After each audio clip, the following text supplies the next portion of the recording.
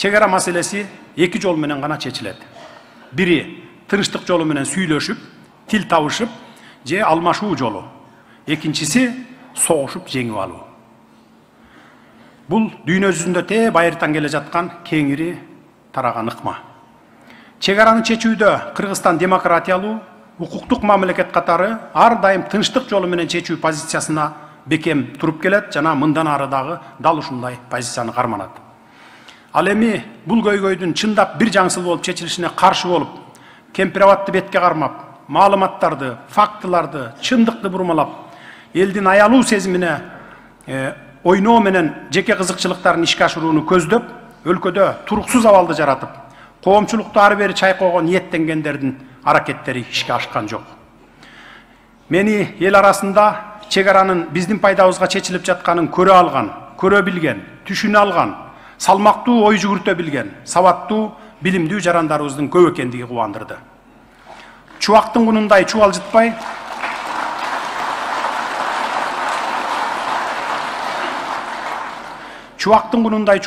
дагы канча кагылыштарга себеп кылбай, чек ара маселесин биротоло чечүүнү колдоп берген эл журтубузга дагы бир жолу терең ыраазычылык билдирем.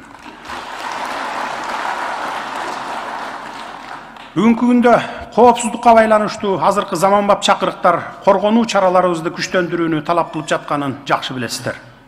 Өлкөбүздүн коргонуу жөндөмдүүлүгүн чыңдоо максатында Коргоо министрлиги кайра түзүлүп, армиябыз күчтөнүүдө. Ага жараша биздин аскерлерибизге коргонуу мүмкүнчүлүктөрүнө көңүл буруп, ар тараптан күчтөндүрүү аракеттерибизге күбө болуп жатасыздар.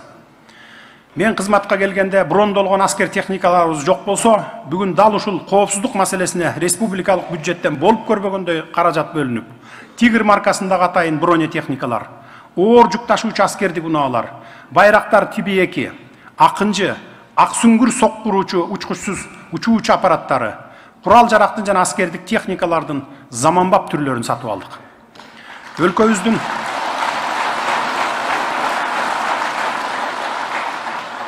Өлкөбүздүн аймактык бүтүндүгүн сактоо, чек ара коопсуздугун камсыз кылуу, чек ара тилкелерин тактоо маселелеринде сиздердин бийликке болгон ишенимиңиздер бекем болушу керек.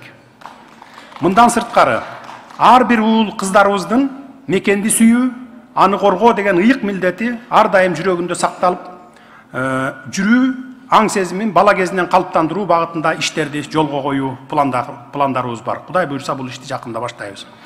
Коргонуу, коопсуздук, аскердик милдет өтөө маселелерин жаңы сапаттык деңгээлге көтөрүү, учурдун талабын эске алуу менен аскердик саясатты өркүндөтүү иштерин колго алышыбыз зарыл.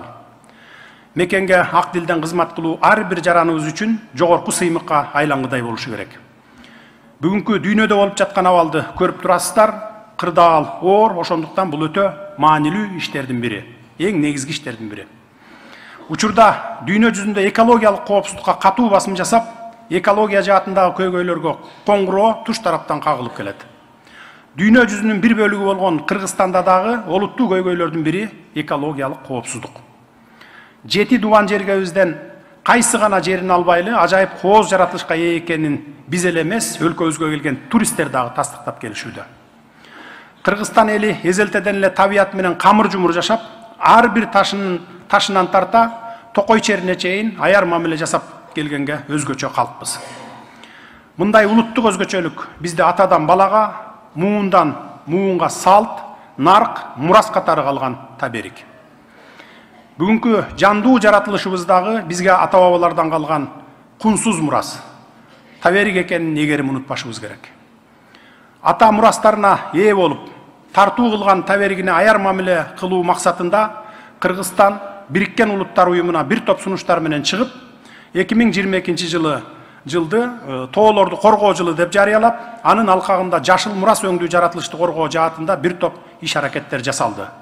Эгер тактап айтсак, дүйнөдөгү прогрессивдүү адамзат кайрадан табиятка болгон мамилесин кескин өзгөртүү аракетин көрүүдө, бүгүн дүйнөдө эң кымбат азык түлүк бул эч бир химиялык жер семирткич кошулбай өстүрүлгөн табигый таза жол менен алынган органикалык азык түлүк. Эң кымбат туристтик багыттар али адам колу тийбеген табигый жаратылышын сактап калган аймактар. Кыргызстан бул жагынан сыймыктануу менен кеңир иштерди алып барууга мүмкүнчүлүктөрү бар өлкөбүз. Ошондой эле дүйнөдө жыл өткөн сайын суу маселеси проблемага айланууда. Кыргызстан Борбор Азиядагы суу ресурстарын сактоочу мөңгүлөрдүн өлкөсү. Мөңгүлөрдүн азайышы бүгүнкү күндө дүйнөлүк адамзатты тынчсыздандырууда. Мөңгүлөрдү сактоо жана коргоо багытында Бириккен Улуттар Уюмунун кийлигишүүсү аркылуу дүйнөлүк фонддордун катышуусунда көп жылдык программаларды түзүү аракетин көрүүдөбүз. Жакынкы аралыкта илимий жактан терең изилденген экологиялык кеңири программаны иштеп чыгуунун үстүндө иш жүрүүдө. Административдик аймактык реформаны жүргүзүү убактысы дагы келип калды. Булардын бардыгы өнүккөн коомду куруудагы негизги максаттарыбыз жана жакынкы убактарда аткара турган башкы милдеттерибиздин бири болот деп ишенемин. Бүгүнкү күндө учурдун талаптарына жооп берген башкаруунун жаңы системасын киргизүү менен административдик аймактык түзүлүштүн жаңы модели зарыл болуп турат. Ошондуктан Кыргыз Республикасынын административдик аймактык түзүлүшүн өркүндөтүү жана региондорду өнүктүрүү боюнча андан аркы чаралар жөнүндө деген жарлыкты кабыл алдык. Учурда административдик аймактык реформа жүргүзүүгө даярдыктар башталып, алгач эксперимент пилоттук аймак катары Ысык Көл облусунун Түп районун тандап алдык. Бул реформанын алкагында Түп районундагы 13 айыл аймагынын базасында ирилешкен 5 эле айыл аймагы түзүлмөкчү. Түп районунда жүргүзүлгөн реформанын жыйынтыгы ар тараптан изилденип чыккандан кийин натыйжасы эске алынып, келечекте толук кандуу административдик аймактык реформа бүткүл республика боюнча ишке ашырылат.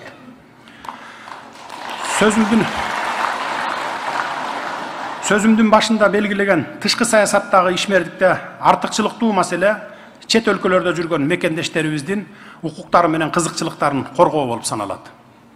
Мына ошондуктан чет өлкөлөрдөгү дипломатиялык, консулдук өкүлчүлүктөрдү кеңейтүү максатында бир катар чет өлкөлөргө элчиликтер, бир катар шаарларга консулдуктарды ачууга жетиштик. Чет жерде жүргөн мекендештерибиздин виза, транзиттик өтүү, өлкө аймагына кирип чыгуу, көчүү маселелерин жөндөй турган мекен карт системасы боюнча иштер жүргүзүлүп жатат. Урматтуу улуу жыйындын, курултайдын катышуучулары, биз кылымдар бою эңсеп келген эгемендүүлүгүбүзгө жеткенибизге быйыл 31 жылдын жүзү болуп турат. Бул чейрек кылымдан ашуу мезгил аралыгында ийгиликтерибиз менен катар бир топ кемчиликтерибиз дагы бар. Андай кетирген кемчилигибизди да моюнга алуубуз керек. Бүгүнкү күндө бизди түйшөлткөн ата мекенибиздин өнүгүүсүнө кедергисин тийгизип, тоскоол болгон орчундуу маселелер кайсылар экенине токтоло кетейин. Мына ошолордун олуттуусуна токтолуп, сиздер менен чогуу кеп кылалы, талкуулайлы, ой бөлүшөлү. Өлкөнү ичинен кемирип жеп, Кыргызстандын өнүгүүсүнө, алга жылуусуна кедергисин тийгизип, бардык тармактарга тамырын кеңири жайып кирип алган коррупция көйгөйү дагы деле бар. Коррупциянын тамыры ушунчалык кеңейип жайылган экен, биз өлкө башына келген күндөн тартып, башкы милдетибиз катары карап, ага каршы чечкиндүү күрөш жүргүзгөнүбүзгө карабай, коомчулуктагы бул илдеттен али тазаланууга жетише албай келатканыбызды ачык айталы. Эки баштуу ажыдарга айланган бул коррупциянын бир башын кессек, кайра экинчи башы өсүп, дале токтобой келатат. Бирок кол кушуруп, шалдайып отуруп калган жерибиз жок. Коррупция менен айыгышкан күрөш уланып жатат. Биз 7 миллион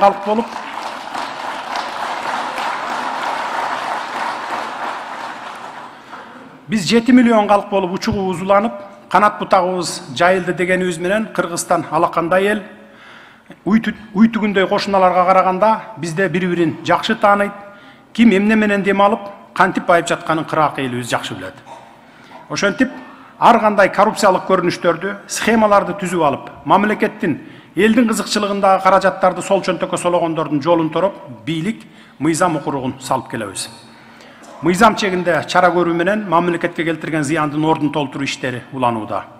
Сиздер менен биргеликте курултайдын күчүн коррупцияга каршы күрөшкө туура багыттай алсак, натыйжасы сөзсүз болот деп ишенем.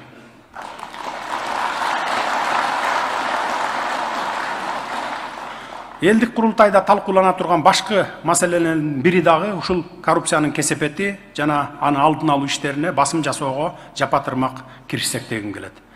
Эгер элибиз коррупционерлерди тууганым эле, жердешим эле, же айылдашым эле деп коргой берсе, анда биз бул илдеттен эч качан кутула албайбыз. Элибиз коррупционерлерди, мамлекеттик, демек элдик мүлккө суук колун салгандарды жалпы жектесек, Аларга болушпасак, коррупционерсиңби, мыйзам алдында жазаңды тарт десек, ошондо гана биз биргеликте коррупцияны жеңе алабыз.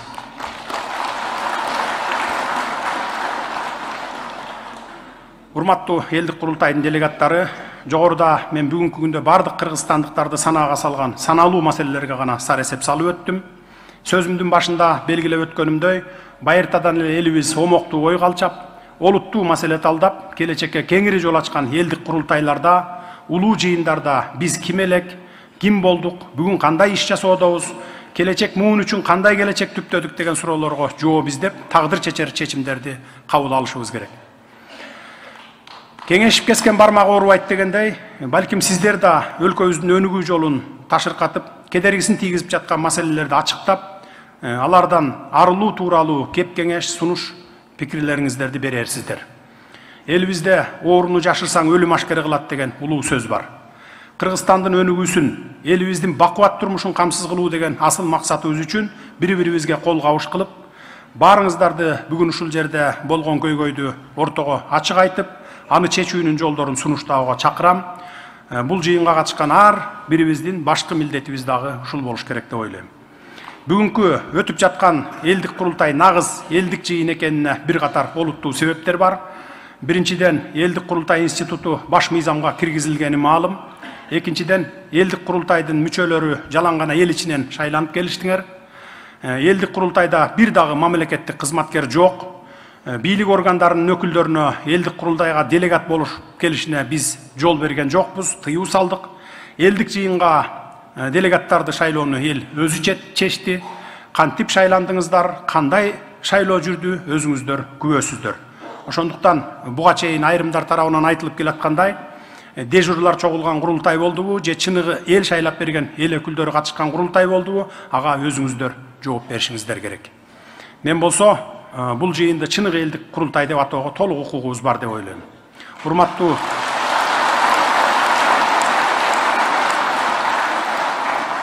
Урматтуу элдик курултайдын делегаттары, дагы бир маселени алдын ала белгилеп айтып кетүүгө уруксат этиңиздер. Жер-жерлерден келген делегаттардын көкүрөгүндө өз аймагындагы көйгөйлөрдү айтып, аларды мүмкүн болушунча чечип калуу ниет максаттары турганы белгилүү. Айрым маселелер 40-50 жылдан бери чечилбей келе жатат. Мамлекетибиздин экономикалык мүмкүнчүлүгү жакшырган сайын аларды чечүү боюнча тиешелүү иштерди күчөтөбүз. Кудай буйрса, ал иштерди да жакынкы мезгилдерде жөнгө салууга болгон аракетибизди жумшап жатабыз. Айтайын дегеним, бүгүнкү улуттук жыйында мамлекеттик маанидеги маселелер көтөрүлүп, аларды чечүүнүн жолдору талкууланарына ишенимим чоң болууда. Буга ар бириңиздер омоктуу ойлор менен, дымактуу максат сунуштарыңыздар менен бөлүшүп, салым кошосуздар деген үмүтүм бар. Ата айтып турган элдик курултайдын улуттук улуу жыйындын кадыр баркын ар бириңиздер сүйлөгөн сөзүңүздөр, берген сунуштарыңыздар менен жогору көтөрүүгө чакырып кетер элем. Эгерде биз мамлекетибиздин, элибиздин кызыкчылыгын жеке кызыкчылыктан, тууган туушкандыктан бөлүнүп тирешүүдөн жогору койсок, мамлекетибиз үчүн, элибиз үчүн бир жакадан баш, бир жеңден кол чыгарууга жетишсек, анда байыркы кыргыз ата бабаларыбыздан калган улуу салтыбызга кайтып, улуттук деңгээлде ойлоно алган калк боло алабыз. Байыркы улуу кыргыз цивилизациясынын өзөгүнө дем берип, кайрадан жандандырып, кийинки муунга татыктуу мурастарды калтырабыз. Ошондуктан бүгүн сиздер менен биргеликте ата бабаларыбыздын баштаган ишин, баскан жолун эскерип, аларды улантууну колго алабыз деген ишеним, терең ишенимдемин. Ар бирибиз айткан сөзүбүз менен кылган ишибиздин айкалышсын деп тилек кылалы. Мындан ары элдик курултайыбыз элге кызмат кылган нагыз элдик жыйынга айлансын. Мамлекетибиздин түркүгү түбөлүккө бекем болуп, баштаган ишибиздин ийгилиги артсын.